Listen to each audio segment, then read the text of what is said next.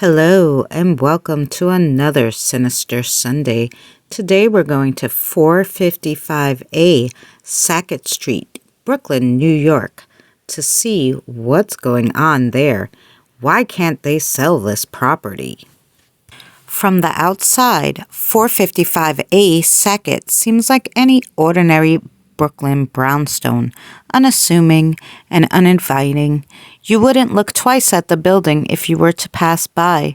However, for those few people who know its sinister, dark history, a history of unexplained fires, disembodied voices of children, and other unimaginable tragedies that had plagued this building and several former tenants.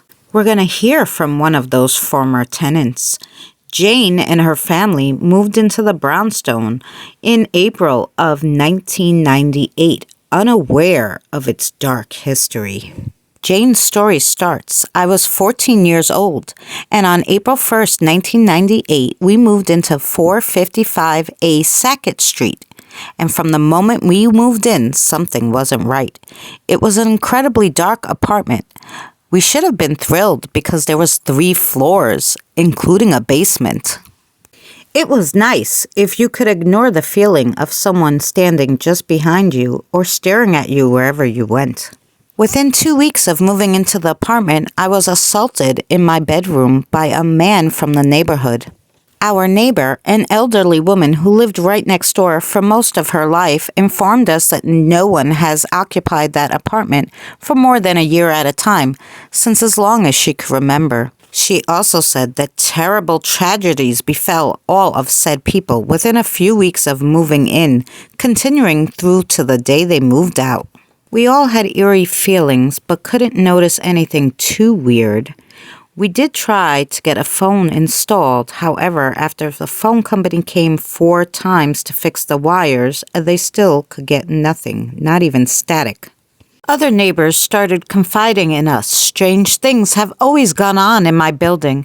In the 30s or 40s, a fire had killed a little boy within a month of the family moving in.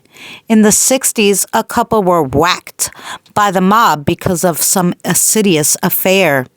There are no records because the church records have been burned in a fire, so we could only get what the people told us. We didn't tell anybody about these stories. My friend came over, went to the bathroom, and staring at her from the bathroom mirror was a little boy in burnt rags. She ran out crying and refused to ever come back again.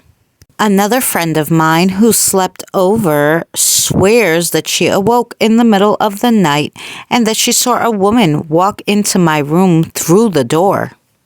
We moved out 1 year to the day later, as soon as our lease was up. We still kept in touch with our elderly neighbor from next door. She said that the new people who moved into the apartment started renovating the basement, only to find the body of a little boy in the wall.